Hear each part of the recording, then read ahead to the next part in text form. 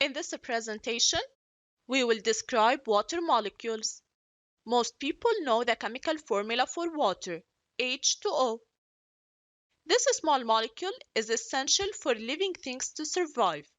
It's a simple two-element compound, so it's a compound which is made up from two elements only.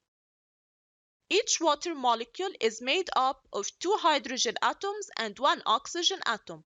So H2O, we have two hydrogen atoms bonded to one oxygen atom. This is a water molecule. Let's examine bonding in a water molecule.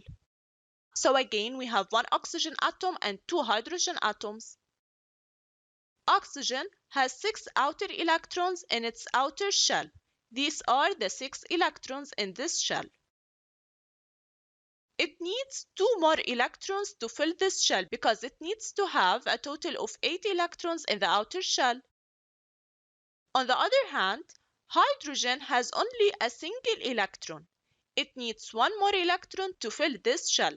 So oxygen needs 2 electrons, whereas hydrogen needs 1 electron.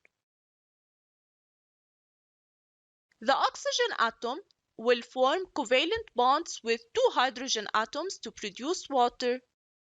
So this gives the oxygen atom and each of the hydrogen atoms a full outer shell.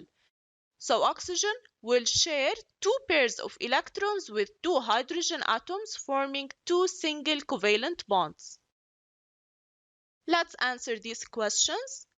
How many atoms are there in a water molecule? 1, 2, 3, or 4? This is a water molecule, H2O. So we have 2 hydrogen atoms and 1 oxygen atom. So what's the total number of atoms? Excellent. We have a total of 3 atoms in each water molecule.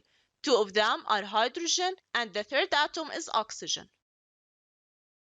Choose the correct word to complete the following statement. The hydrogen and oxygen atoms in a water molecule are attached to each other by strong or weak covalent bonds. Remember that this is a chemical bond and not intermolecular forces. Intermolecular forces are weak forces, and chemical bonds are strong. So what's the correct answer? Excellent.